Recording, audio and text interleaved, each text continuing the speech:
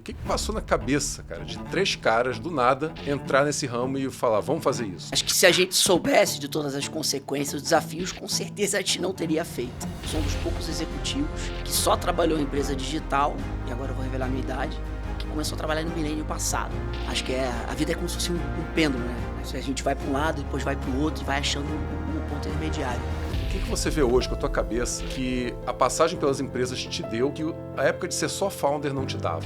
O salto de empreendedor, fundador para executivo acabou que teve vamos dizer assim, eu aprendi a andar de bicicleta com rodinhas, se eu posso usar essa metáfora. Assim. E nessa tua trajetória, cara, eu vi que você, a cada passo, você foi ganhando mais responsabilidade, né? Qual foi a tua reação ao medo da mudança? Síndrome de impostor, ele é omnipresente, né?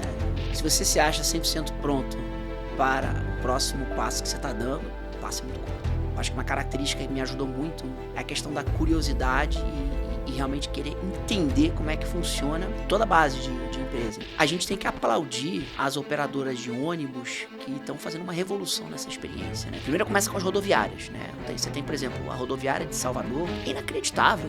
É qualidade de aeroporto internacional. Os ônibus, a quantidade de assentos premium aumentou em mais de 1000% nos últimos 3 anos. Então, toda essa experiência de utilizar esse modal está sendo transformadora. A gente fala, né, especialmente como empreendedor, os altos são muito altos e os baixos são muito baixos. Bem-vindos a mais um episódio do podcast da Abots, o Abotscast, da Associação Brasileira de OTT Streaming. Hoje eu tenho o prazer de receber aqui uma pessoa que conheço há mais de 20 anos. Esse cara, que eu não vou falar o nome agora, já trabalhou no Twitter, na Uber, na OLX, na PicPay e hoje está numa empresa transformando um setor que tem mais de 100 anos, trazendo tecnologia, trazendo IA, trazendo tudo que a gente conhece no mundo atual para esse segmento, que é um segmento super clássico, super conservador. A gente está aqui hoje com Philip Klein, CEO da ClickBus, que é a maior plataforma de venda de passagens rodoviárias online do Brasil.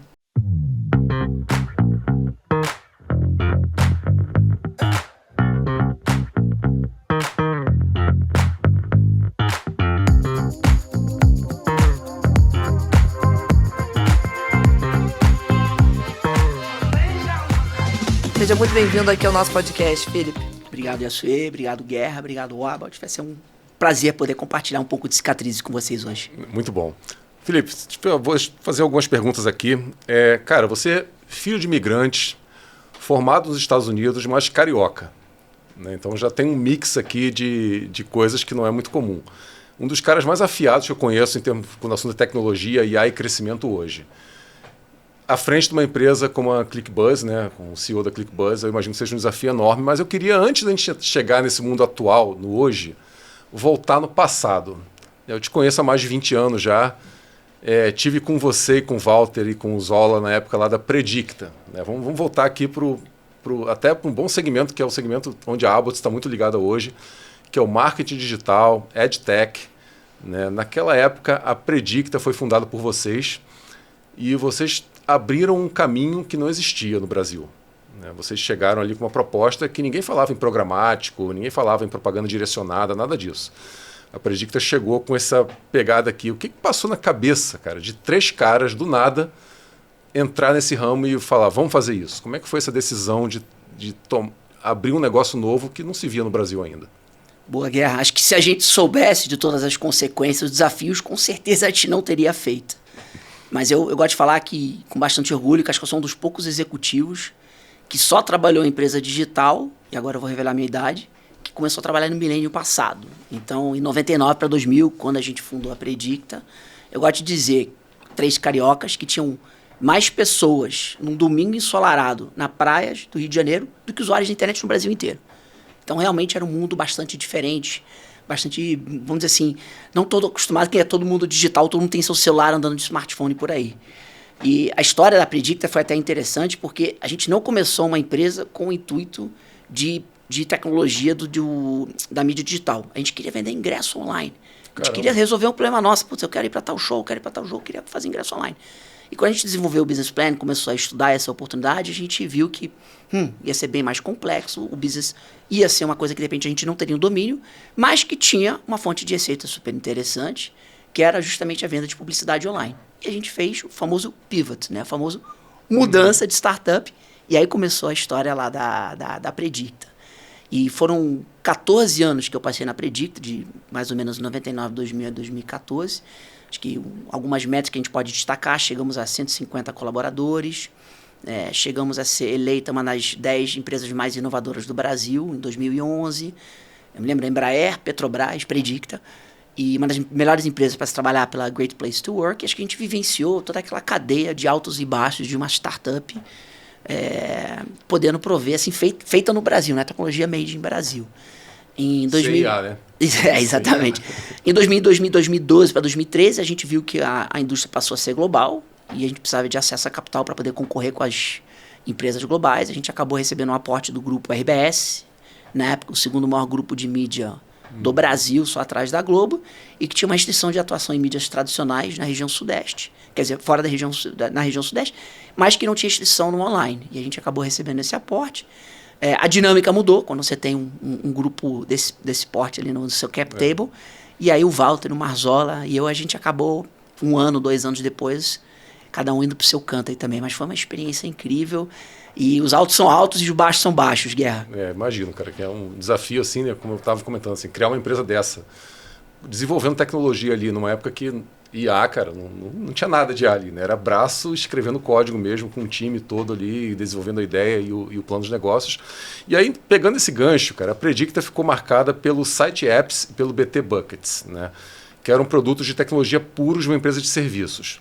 E aí vocês chegaram a abrir um escritório no Vale do Silício, tentando levar essa tecnologia para fora, né?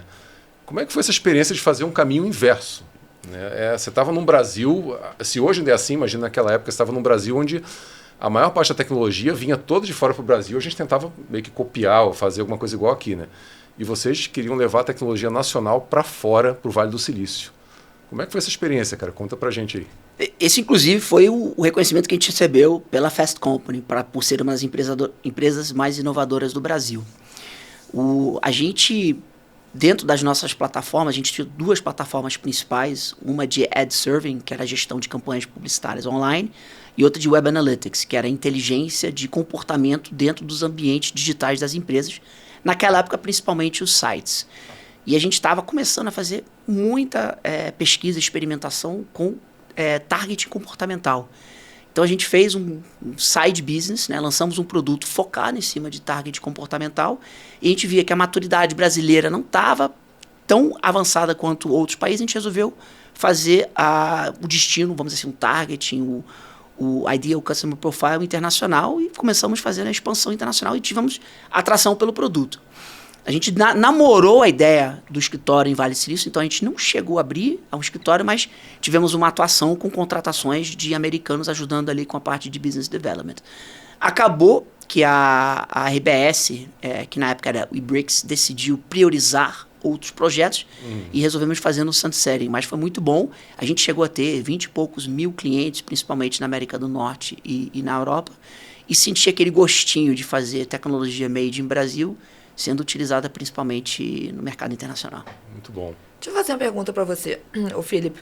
Você trabalhou com tecnologia há muito tempo, você fundou essa empresa, né? O que você vê hoje em relação às empresas de tecnologia atualmente, né? De diferença? Eu também meu background também é de tecnologia, não parece, mas eu também sou de tecnologia. Não trabalhava muito na área, não, porque eu tentei escapar de programação ali, mas era esse mercado. E tem muita diferença que eu acho que eu estou voltando. Eu queria saber se você pensa a mesma coisa, que tá assim, tipo, a gente tinha uma onda, foi embora, passamos para outra, e parece que aquela onda está meio que voltando, assim. Não sei se você tem essa impressão. Qual é a diferença hoje, num cargo que você tem, de CEO hoje, de fundador naquela época? Quais as principais diferenças que você vê, né, das empresas de tecnologia depois de tantos anos? Eu concordo. Acho que a vida é como se fosse um pêndulo, né? A gente vai para um lado, depois vai para o outro e vai achando o ponto intermediário. Teve uma onda recente, liderada principalmente pelas empresas lá do Vale do Silício, que era chamada de Founder Mode, onde, em vez de ter uma atuação muito paralela, com processos rígidos, era uma centralização, quase um microgerenciamento por parte do fundador ou da fundadora, onde é uma peça central e todo mundo circula em volta dessa pessoa. A gente fez isso com o Elon Musk, teve outras empresas como a Coinbase, o próprio Mark Zuckerberg do Facebook começou a pegar empresas aí que valem quase trilhões ou centenas de bilhões e fazer uma gestão quase que centralizada assim também. E com uma mudança tão radical que a gente está vivenciando hoje com inteligência artificial, com os modelos, tudo sendo criticado, pensado e repensado, a capacidade de um gestor, uma gestora, poder entrar ali no operacional, poder ajudar a permitir a empresa tomar grandes decisões muito rápidas, é uma coisa que a gente vê lá no passado. Exatamente o que você falou, ali no início dos anos 2000, onde não tinha outra opção, por muito mais para a questão de falta de recursos. Hoje tem abundância de recursos, né, no sentido de você consegue ter programadores, agentes, mas ali era tudo tão caro, tudo tão complexo, que você precisava desse processo de tomar a decisão. Então, eu não gosto de microgerenciamento, mas eu gosto muito dessa questão de gestão, de realmente entender o que está acontecendo. Acho que uma das coisas que eu cobro pro meu time de liderança é: entra nos detalhes, saiba as métricas, entenda realmente o que está acontecendo. Porque senão a comunicação ela demora muito a subir e descer pela hierarquia, ou o processo de tomada de decisão acaba sendo afetado e você fica para trás. Então acho que você acertou na mosca aí dessa retomada dessa tendência que acontecia ali no início das startups. E aí, uma pergunta que você fez um movimento que é meio diferente do que todo mundo faz, né? Você fundou uma empresa, a Predicta na época, e aí foi um sucesso, a empresa cresceu, vocês, enfim, venderam a empresa e tal, né? E aí, normalmente a gente vê quando isso acontece, o que o fundador faz, acaba fundando outra startup, né? Você entra num loop ali de crescimento, mas você fez o caminho contrário. Você saiu de founder para o mundo executivo. E aí passou Twitter, OLX, PicPay, ClickBuzz agora.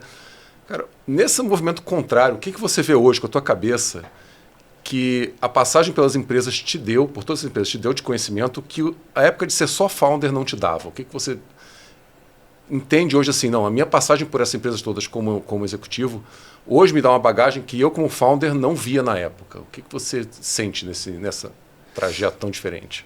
Acho que o salto de empreendedor, fundador para executivo acabou que teve uns, vamos dizer assim, eu aprendi a andar de bicicleta com rodinha, se eu posso usar essa metáfora assim também. Primeiro, na aquisição da Predicta, a gente acabou sendo adquirido por uma empresa de grande porte, que é o Grupo RBS. Então, teve um pouco ali de dinâmicas para entender o mundo corporativo. E depois eu fui para o Twitter. Né? E Twitter para mim foi um sonho, porque eu poderia entender como é que funciona uma empresa legitimamente de tecnologia, capital aberto, fundada e sediada em São Francisco. Né? E o auge ali, a rede social ali que realmente criava-se, era patenteada de várias coisas que a gente utilizava no dia a dia. E o Twitter também tinha uma gestão e um modelo operacional muito voltado à tecnologia, com muita autonomia. Então, eu gosto de dizer que era a bicicleta de rodinha mesmo também. Mas, primeiro, poder entender, participar do time executivo de tomada de decisão da região do Brasil, ter acesso a documentos estratégicos, a estratégia. E o Twitter era uma empresa muito aberta. Eu me lembro que o Jack, toda semana, criava um documento que todo mundo que tinha que falar o que aconteceu na semana. O documento tinha 120, 130 páginas. Todas as áreas, área de produto, área de tecnologia, área de business development, todos os países escrevendo os destaques, os tops e bottoms também.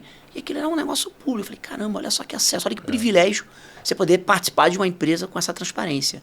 E ao mesmo tempo consegui entender tecnologia e escala. Como é que você toma uma decisão? Como é que você cria um feature novo? Como é que você lança um feature novo? Como é que os times interagem também? Então, isso me permitiu a saber o que eu não sabia, transformar alguns unknowns em known unknowns, e você vê uma empresa de tecnologia de escala. A diferença é que no Twitter, quando eu entrei, estava com um desafio de crescimento. Ela é uma empresa que estava estagnando. Eu até entrei, a tese era que o crescimento da empresa viria de regiões internacionais, e aí criaram um time de 8 países, e o Brasil era um desses países, e tinha que fomentar o crescimento. Um ano depois eu fui para a Uber. Aí a Uber estava assim, era um foguete, assim, era justamente 2016, a empresa tinha só 2 anos de Brasil, mas crescia, vou dizer assim, quase double digits, né, acima de 10% toda semana, assim, com o product market fit todo. E aí era uma empresa também com uma cultura diferente, né, a Uber era uma cultura muito mais de growth, muito mais de crescimento, muito mais de desafios, né, você estava inovando, aí você estava disruptando outros mercados tradicionais de transporte. E essa era uma empresa muito mais focada em engenharia também. E a diferença é que Diferente do Twitter, onde o Brasil não era tão representativo nas métricas e eu brigava para chamar a atenção do time de produto no São Francisco, a região de São Paulo, que é a região que era General Manager, era a maior região de viagens do mundo. Então, era o contrário, todo mundo de São Vale de São Francisco querendo na região, deixa eu fazer os experimentos aí. Mas também, você poder entender a maturidade de análise de dado, a capacidade de abstração dos dados. Para mim, também foi uma escola também na questão de estratégia. Como é que a gente pensa em estratégia? A gente que é empreendedor, a gente gosta de falar que faz muita estratégia, mas não, a gente pula da janela e constrói as asas enquanto está caindo. Diferente de, não, vamos fazer um addressable market. É mais brasileiro, né? Porra. Que naturalmente já trabalha no improviso. Exatamente. Você conta depois a razão que você quis fazer o negócio, né? Então, poder pegar essas escolas maduras foi muito refrescante. Legal. Guerra. E ali foi, oportunidades de participar em empresas que mudaram a indústria nas suas fases de hypergrowth. E nessa tua trajetória, cara, eu vi que você, a cada passo, você foi ganhando mais responsabilidade, né?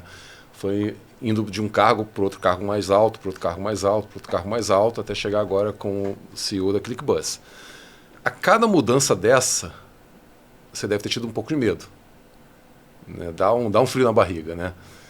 E o que você diria assim, qual foi a tua reação ao medo da mudança, de cada mudança dessa, de cada desafio novo chegando e falar, cara, será que eu vou dar conta? Você fez essa pergunta assim, ou você já estava, não, cara, eu vou estilo Romário lá, né? Eu sou foda, eu vou dar conta disso aqui.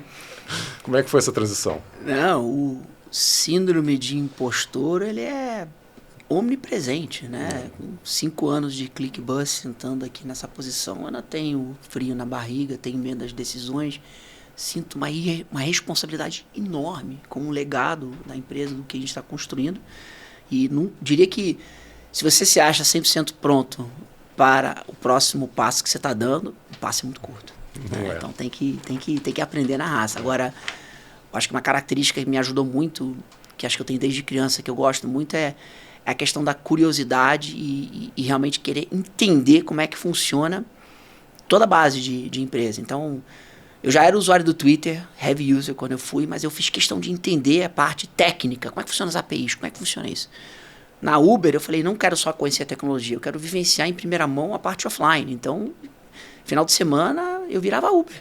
Aí as minhas filhas até brincavam que eu deixava a balinha no nosso carro lá. Falavam assim, papai dirige Uber assim também, né? Aí eu falei, cara, você precisa fazer.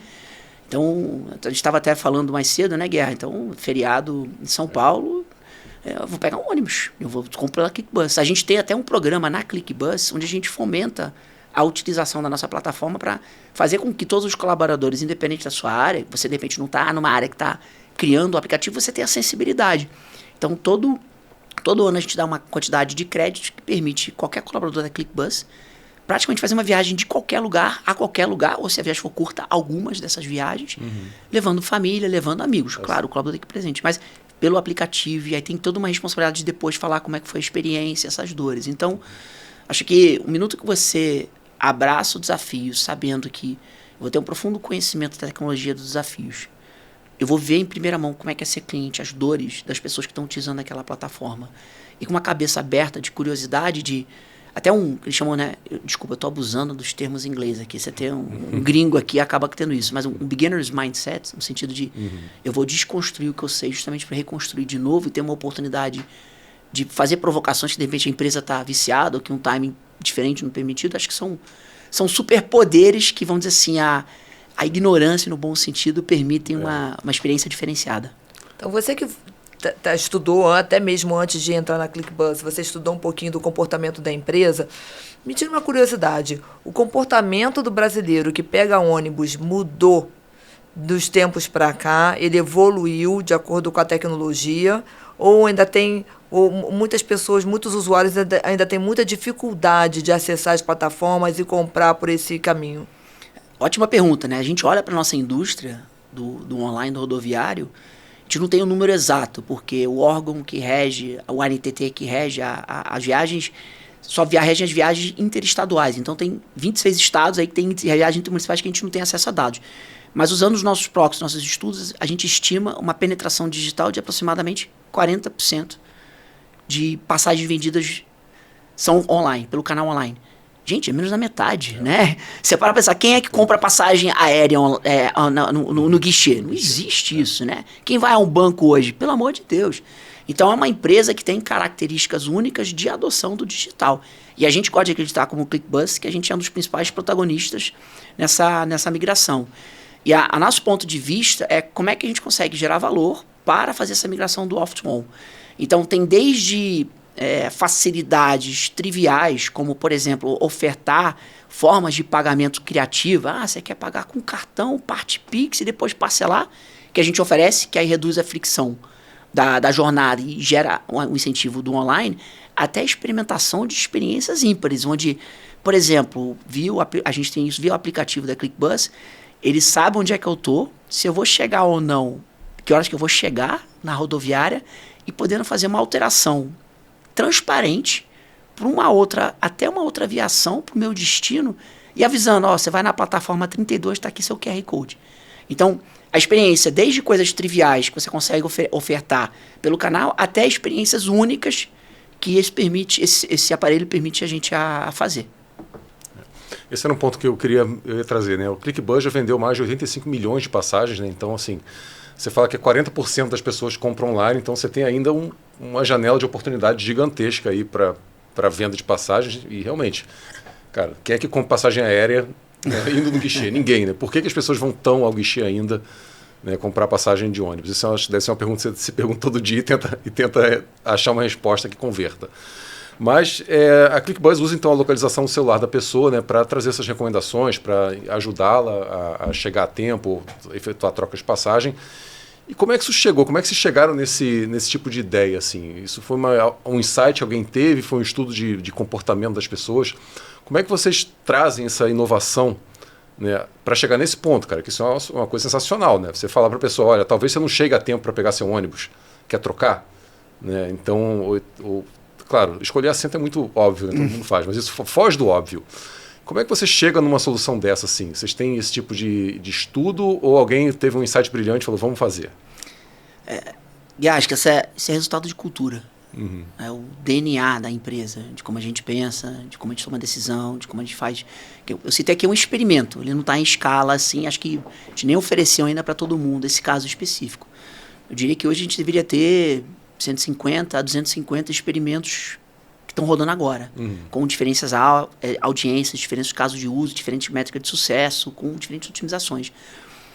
No momento que você cria uma cultura e permite ter ferramentas que trazem o acesso a essa experimentação e ter uma coisa orientada a objetivos de negócio, você passa a democratizar a capacidade de inovação. Então, não é o CEO, não é o diretor, a diretora de marketing, nem o diretor de produto que vai ter as melhores ideias. Não, pelo contrário.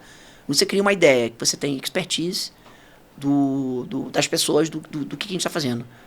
Uma transparência bizarra de metas e o que a gente está querendo, denominador de sucesso.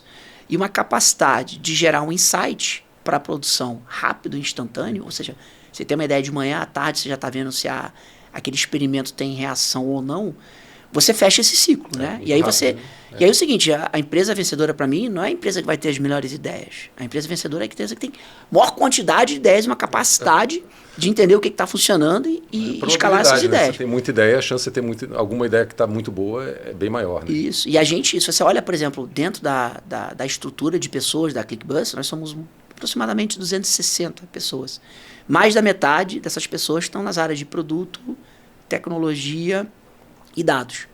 Então, essas pessoas estão prontas para isso.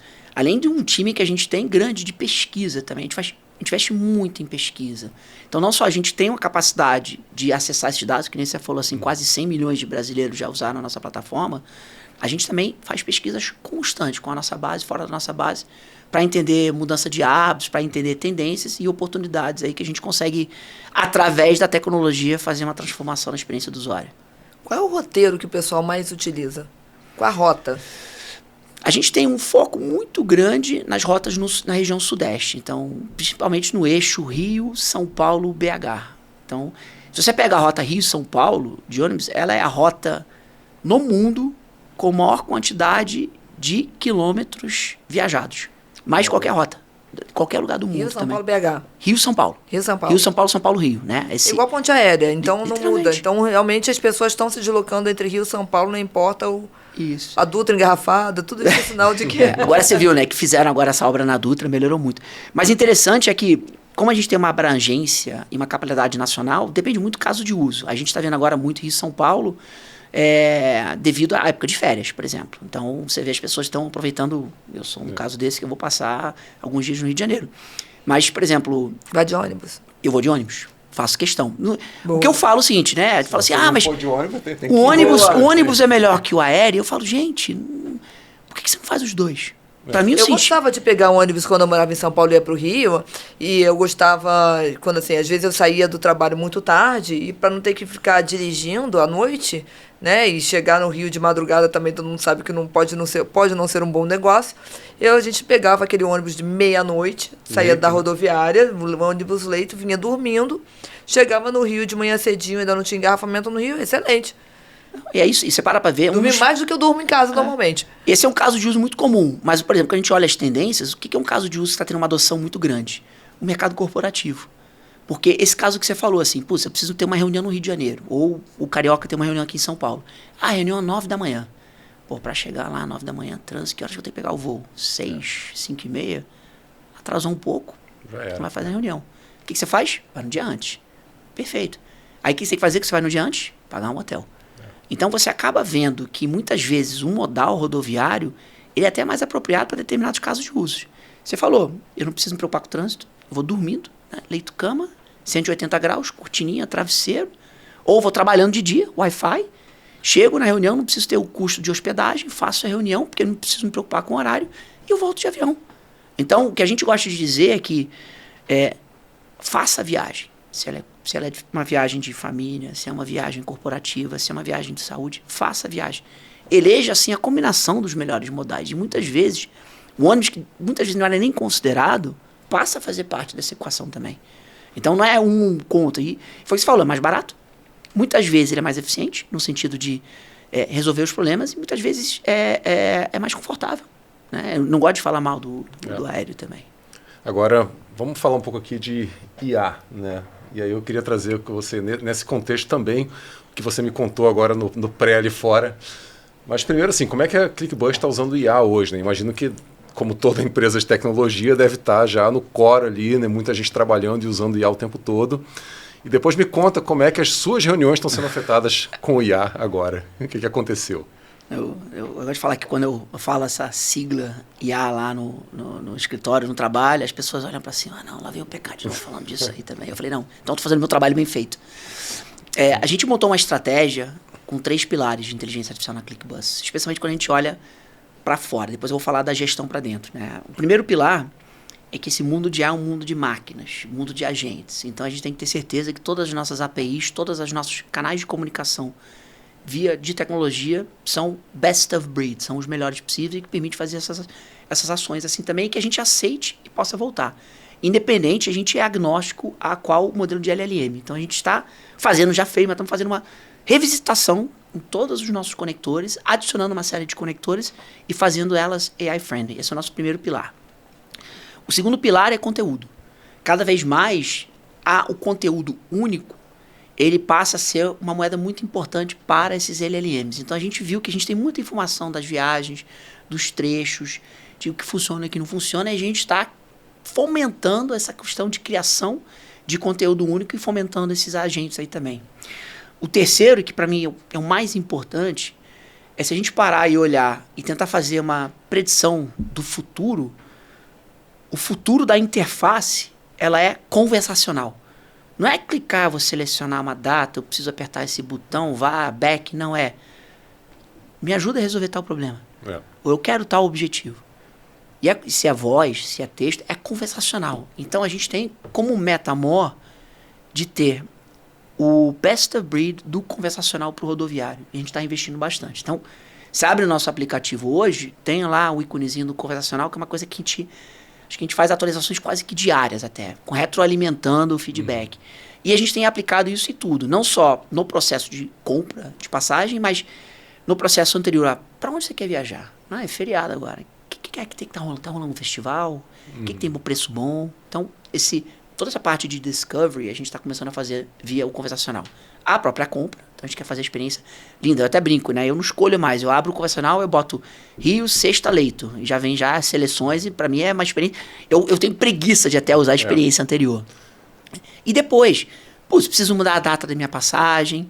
Cara, posso levar cachorro, não posso levar cachorro? Tudo tá virando pro conversacional.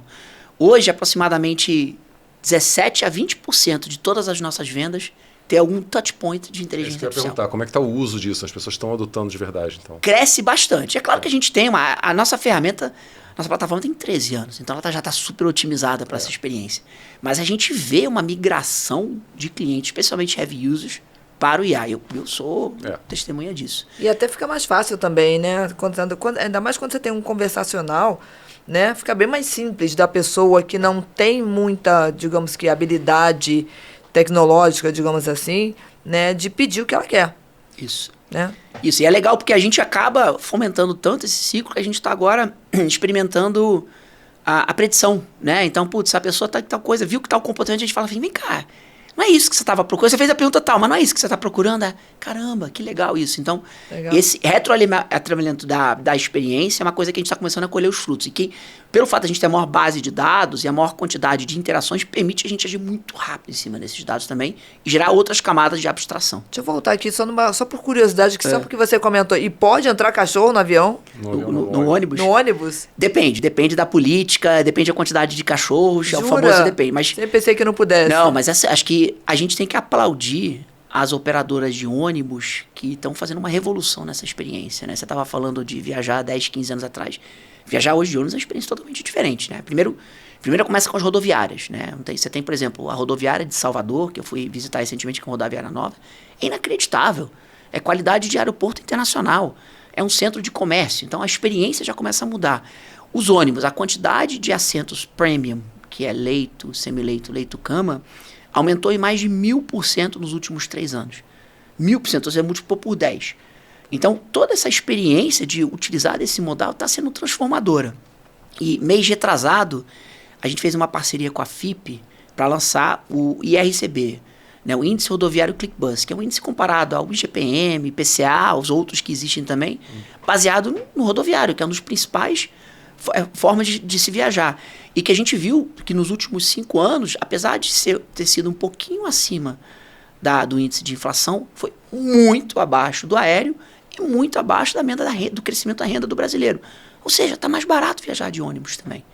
Então, uma coisa que a gente aproveita e surfa a onda como canal digital é a experiência do rodoviário. E a gente tem, né? O Brasil é o país com maior segurança do transporte rodoviário de ônibus do mundo também. Então tem toda essa cautela e zelo exatamente. Então acho que é uma coisa que a gente tem que tirar o nosso chapéu. Legal. Mas me conta rapidamente, só para a gente não perder o fio aqui do pk.md. Boa. Uma história muito engraçada. Uma pessoa veio falar para mim, né? PK, tem uma pessoa ali que criou um pk.md. MD é a extensão de Markdown, que é o formato que as LLMs, o IA gosta muito de ler e aprender e utilizar, que é o seguinte, são as perguntas que você faz na reunião. Aí a pessoa meio que abaixou a cabeça, tipo, tô com vergonha. Eu falei, cara, que gênia!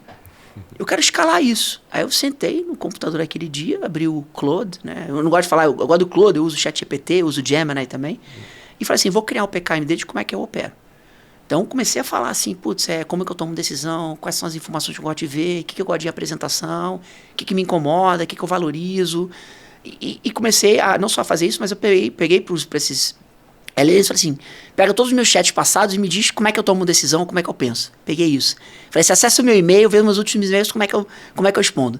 Eu criei um MD de 30 a 40 páginas, claro, retroalimentando e compartilhei com a empresa inteira. Qualquer um pode utilizar a forma que eu penso dentro das suas próprias LLMs para ajudar no processo decisório. E hoje a gente está realmente abraçando a questão de inteligência artificial e muito através do que a gente chama de loops fechados, né? Que você usa a inteligência artificial para fazer uma otimização constante e automática. Então a gente mudou nossa política, hoje as reuniões todas podem ser gravadas. E ali com a gravação da reunião você consegue retroalimentar os modelos. Então hoje, depois de uma reunião gravada, eu pego aqueles, na verdade quase automático, os resultados da reunião, o que eu falei, o que eu posicionei, vê o pk.md e fala assim, putz, preciso fazer alguma atualização? Preciso melhorar? Tem uma crítica, PK, você poderia ter feito isso melhor ou pior. Isso está virando um loop onde cada vez mais eu estou criando esse documento de Markdown que teoricamente me representa. E aí pode ajudar no processo decisório, pode acelerar e pode vamos dizer assim, me multiplicar e permitir que eu invista o tempo em outras necessidades da empresa. E você viu um retorno já nas reuniões, na qualidade do material que chega para você na reunião, muito mais alinhado com o que você espera. Então, você já... Nossa, quando vem uma apresentação que já utilizou do MD, eu fico, é difícil eu falar não.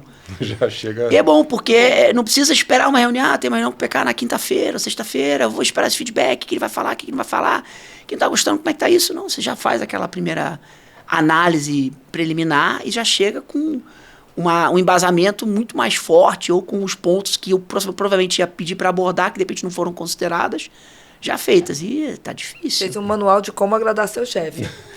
Na verdade, é como não precisar do meu chefe. Isso é até assustador que eu estava falando com o Guerra, porque cada vez mais o meu papel principal antes, que é ser meio que o guarda, muitas vezes, o último homem, está em Copa do Mundo, vamos falar assim, a última pessoa ali para poder entender o que é que faltou, é muito mais estratégico, assim, putz, onde é que eu posso investir meu tempo em projetos estratégicos específicos que eu posso, muitas vezes, como colaborador individual, né, um individual contributor, ajudar a chegar no objetivo. Então, aí, pegando esse seu gancho aí, né, como é que você que é um heavy user de AI, né, e é um CEO e é da área de tecnologia, como é que você vê, o que você sente hoje, sabendo que a tendência é que a AI, daqui a no futuro, ela vai exterminar alguns cargos, inclusive a dos CEOs, né? Porque, por motivos que todo mundo que acompanha a AI sabe, a AI, ela primeiro vai tirar todo o operacional, né? E depois ela vai passar, e o CEO, na verdade, é um grande maestro, né? Ele orquestra toda ele comanda toda a orquestra, né? Então, como é que você acha, número um, que essa tendência ela vai se concretizar, essa previsão vai se concretizar? Número 2, você acha que realmente é no futuro, né, daqui a 5, 7 anos, como o pessoal está falando, aqui no Brasil também? E como é que você sente sobre isso?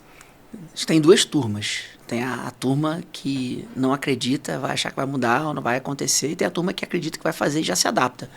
Eu não vou dar chance de ser dessa primeira turma, eu vou me adaptar e gosto muito de tentar abraçar e entender o que vai acontecer nessa realidade. Eu vi, em primeira mão, em alguns casos, a capacidade de IA dentro do mercado de trabalho. Você pega, por exemplo, hoje nós somos entre 60 e 80 desenvolvedores de software na ClickBus.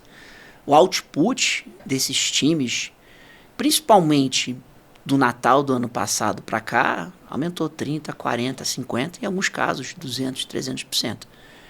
E a nossa capacidade de aplicar isso, que já está sendo aplicado, e como é que muda a empresa? A gente vai mandar a gente embora? Não, não é essa a nossa filosofia. Vamos abrir um monte de frentes. Então, um dos desafios que a gente tinha especificamente na ClickBus era uma capacidade de frentes paralelas. Porque você tinha que ter uma quantidade mínima de um time para poder trabalhar um determinado produto, uma audiência. Com a IA fazendo muita a parte de automação e desenvolvimento de código, você permite essas pessoas a participarem de times menores e você aumentar a sua capilaridade. Então, a gente está tendo uma capacidade, um aumento de velocidade de lançamento de novos produtos, de buscar novos mercados, muito mais rápido, que tem mais gente atacando coisas ao mesmo tempo. E aí, voltando à sua pergunta, assim, fazer a previsão de futurologia, vamos ficar gravada e depois falar assim, tá vendo? Você falou tal coisa vai assim. Vai ter apocalipse ou não vai? Eu vejo como, acho que, qual for o indicador que eu usaria, é crescimento econômico. Geral, assim, acho que vai ter um crescimento econômico 2, 3 vezes maior do que tem hoje em dia. Você vai pensar, década de 40, década de 50, década de 70... Década de 70 já vivia um pouquinho ali também. Era um crescimento que tem 3 vezes maior do que a gente tem. Hoje a gente está num mercado de crescimento muito devagar. Acho que a gente vai retomar isso. Agora, será que vão perder os empregos, as pessoas vão ficar desempregadas? Eu acredito que não, vai se adaptar. Né? Você tem, acho que eu vi um podcast recentemente do Andreessen, né? Ele falava assim, olha, 50, 60 anos atrás não existia a profissão de terapia. Entendeu? A gente explicar para os nossos avós, bisavós, o que é terapia. Então, eu me lembro até da minha avó, que você falou, é austríaca, imigrada, falou assim, terapia não, vai tomar um banho frio, meu neto, vai resolver teu problema assim. Não consegui entender o valor de uma terapia. será que com essa mudança de IA e a nossa capacidade de dedicar o nosso tempo para coisas realmente que são importantes e produtivas, será que vai ter uma grande parte da população que vai ser terapeuta? Que nem aconteceu com a Revolução Industrial também. Né? Todo mundo, de alguma certa forma, se adaptou e se organizou. Sim. Mas se adaptou e se organizou depois de longas batalhas e depois de um grande sofrimento no tempo. Vai então, ter assim, tipo, acho que a gente vai ter exatamente, a gente vai ter uma queda. Minha opinião, né? Não sei se você compartilha, mas a gente, no Brasil especialmente, a humanidade não está preparada para isso, número 1. No Brasil, muito menos, né? Então, e ainda por cima a gente tem as nossas questões socioeconômicas daqui da região, né? Então... Acho que é o último ponto. Acho que para mim, o que eu penso, como uma pessoa que tem 20 e poucos anos de carreira e você vira um expert em determinados assuntos, né? É a nossa identidade. Você vai falar assim, caramba, a máquina, você pega um desenvolvedor sênior, uma desenvolvedora sênior que fez faculdade, estudou, aprendeu coisas complexas hoje que está sendo comoditizado. Como é a identidade dessa pessoa?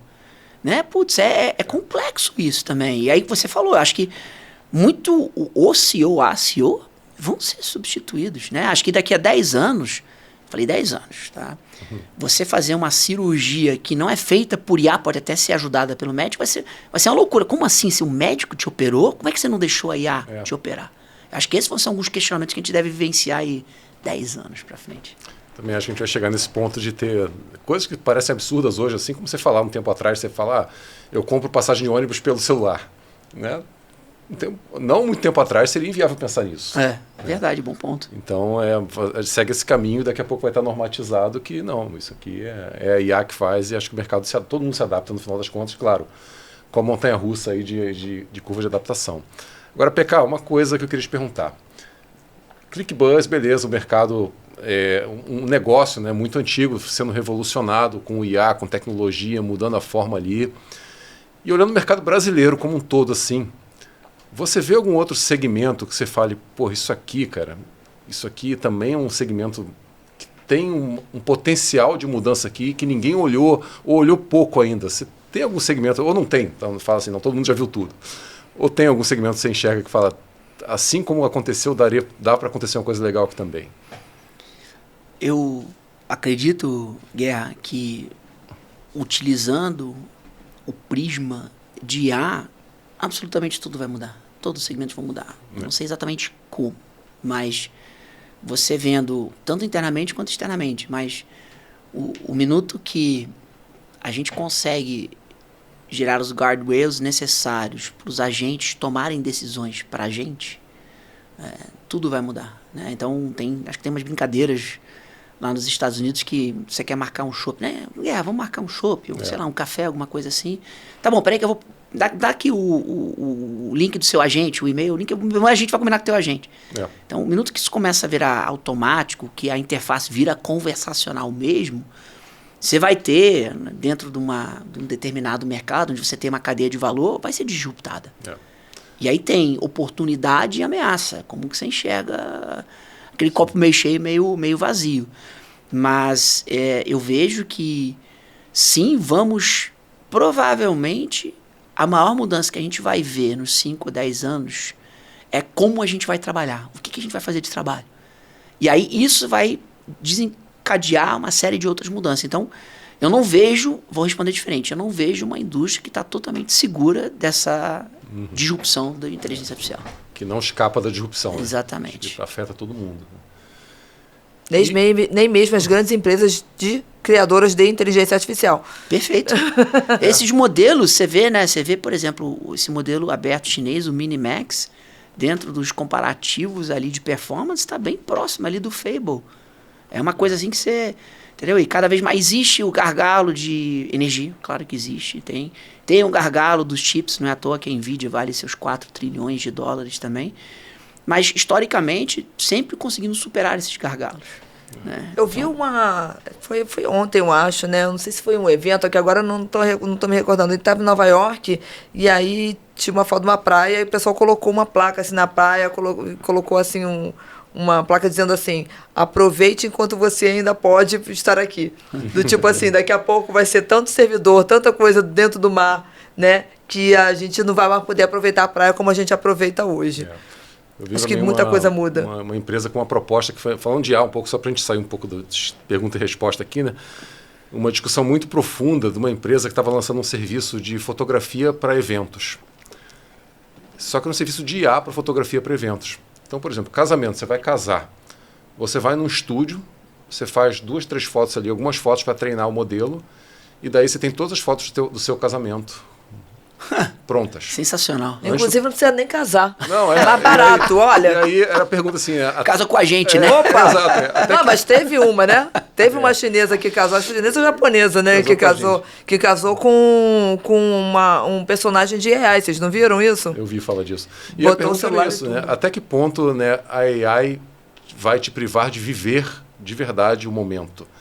Porque você pode ter uma fotografia de um momento que você não viveu ali, como você já faz hoje aqui, mas você está falando de um casamento, cara. Você vai guardar, né, aquilo ali, o evento vai acontecer. Você só não vai ter um fotógrafo lá, porque as fotos já foram feitas por IA e são perfeitas antes. Então, são discussões interessantes que a gente abre de, cara, será que tem limite, né? Qual é o limite da ética aqui, né? Tem um outro ponto, acho que legal, a gente fala também de comerciais, de propaganda direcionada, que a gente sempre fala nos eventos da Abbott's. Que hoje você vê AI criando vídeo à vontade. Né? E você vê plataformas de streaming de conteúdo com capacidade de entregar comerciais individuais por pessoa agora. E aí tem um exemplo muito legal, que é uma demo ainda, né? Um ainda com um grande asterisco, porque é o seguinte, imagina um casal, você está com a sua esposa lá vendo um filme, vendo uma série na TV, e você fala assim, eu queria passar umas férias no Caribe. Né? E você está vendo aquele filme ali. No próximo comercial, aparece uma tomada de câmera com a praia no Caribe, 2 pessoas ou uma pessoa sentada numa cadeira, e a pessoa olha para trás e a pessoa é você, falando para a câmera, falando para você que está assistindo. E aí, quando é que você vem? Por quê? Porque a AI, naquele momento, acessou suas redes sociais, pegou suas fotos, pegou a sua cara, fez um vídeo, sabe que você quer ir para o Caribe, vendeu aquilo num bid, num leilão ali, instantâneo para um ad server, e está exibindo uma propaganda com você na sua TV para você. Cara, qual é o limite da ética disso, né? Qual é o limite, onde é que a gente pode chegar? Bem, primeira coisa, é um refresco ouvir a palavra ad server depois de tanto tempo aí também. Então, não, mas eu vou além, né? Nós somos seres emocionais. Né? Nós somos criaturas de 400 mil anos. A tecnologia, a mídia digital, ela existe há décadas. O nosso corpo não foi preparado para isso. Então, pegando seu exemplo aí também de um comercial hiperrealístico, qual é o objetivo? Você comprar passagem? Sim. Eu vou além. E o conteúdo se adaptar, onde o personagem vai pro Caribe e tem uma experiência lá e você, caraca, entendeu?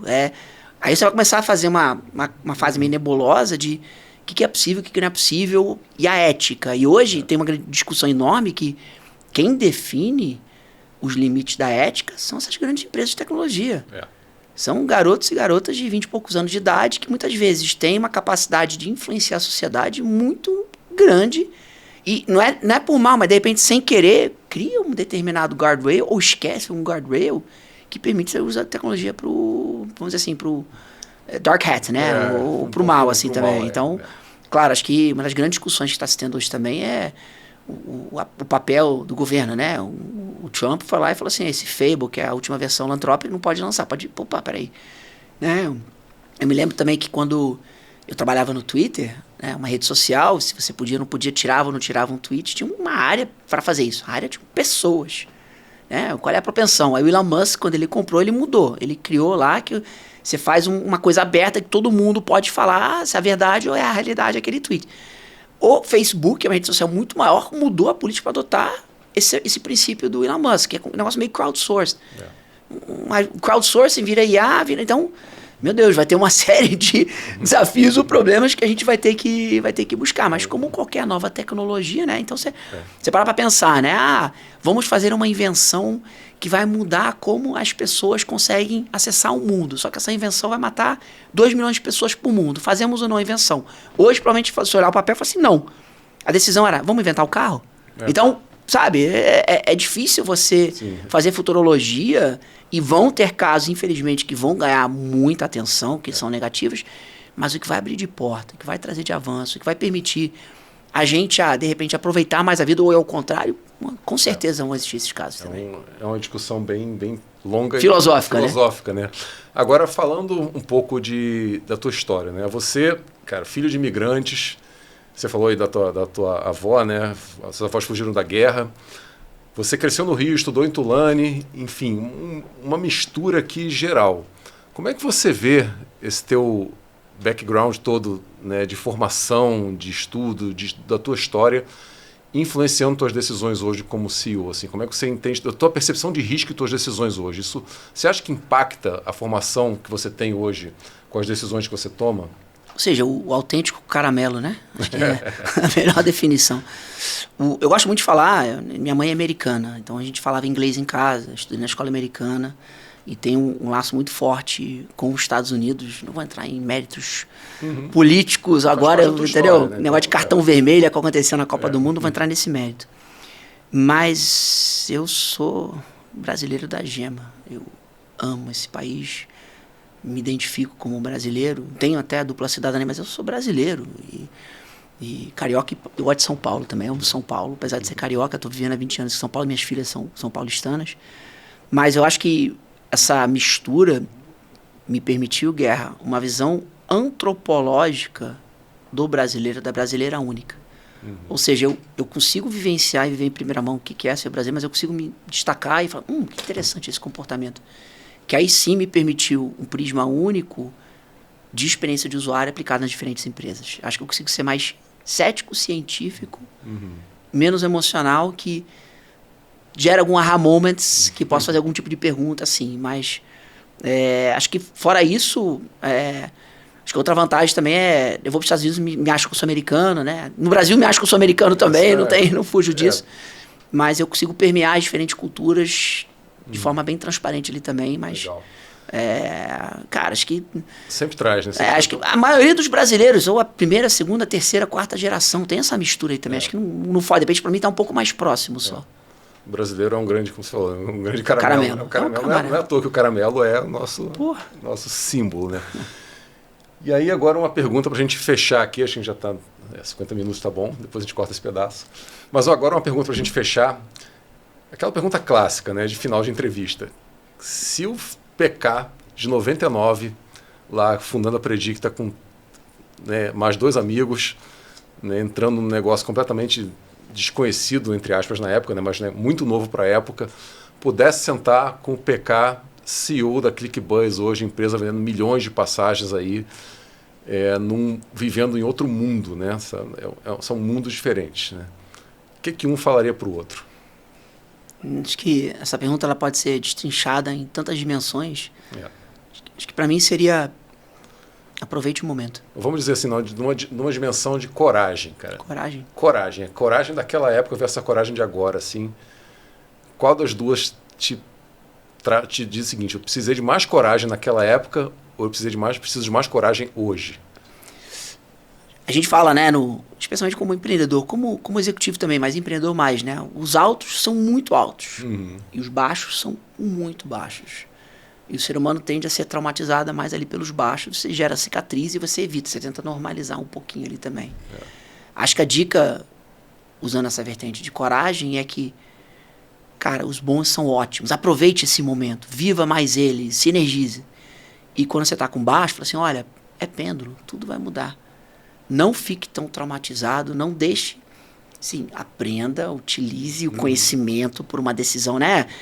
As decisões ruins permitem a gente a crescer e tomar decisões boas. Não é que você não vai fazer repetir, mas não use isso como um tipo de trauma. Ou seja, mantenha, porque quando a gente é mais novo, quando a gente sabe menos das coisas, que a gente não sabe, que a gente não sabe, você tende a tomar decisões assim que são mais extremas e você vai acabando perdendo, vai tulindo isso durante a carreira. Então acho que pra mim, nessa pegada de coragem seria essa, tipo, os baixos não são tão baixos e aproveite mais os altos também. E assim, vai dar errado, né? Vai dar errado, mas aprenda isso. Com erro e isso. Acho que uma filosofia de vida que eu tenho, que eu gosto de compartilhar, é que não é o que acontece contigo, é como você reage. Se você tem uma filosofia de, putz, eu fiz isso, eu tomei a decisão, se não tivesse ido por esse caminho... Não é isso. Aconteceu, o que você vai fazer? Opa! Né? Então eu falo, a gente vai viajar, né? Pô, aconteceu alguma coisa errada. Eu falei assim, é agora que a aventura começa. Então acho que essa filosofia de pegar uma determinada situação e trazer pro lado positivo, e se energizar com isso, acho que é uma solução, uma dica infalível. Muito bom. Legal, PK. Muito obrigada por estar aqui com a gente hoje. Foi ótimo. A gente precisa de mais uma conversa dessa, principalmente sobre AI. Tá todo mundo querendo saber sobre AI, o que vai acontecer, se vai dominar o mundo. Acho que a gente podia fazer um dia uma mesa redonda, colocar como é que eu vou dizer? Como é que chama? Uma pessoa, um apocalíptico, junto com pegar os extremos ali. Exatamente, né? Junto com um super conservador, colocar todo mundo na mesa, seria melhor ainda, colocar um com negacionista e ainda coloca um também das teorias. Extremos, né? E coloca um de teoria conspiracionista. Será maravilhoso esse painel, com certeza vai estar aqui dentro com a gente.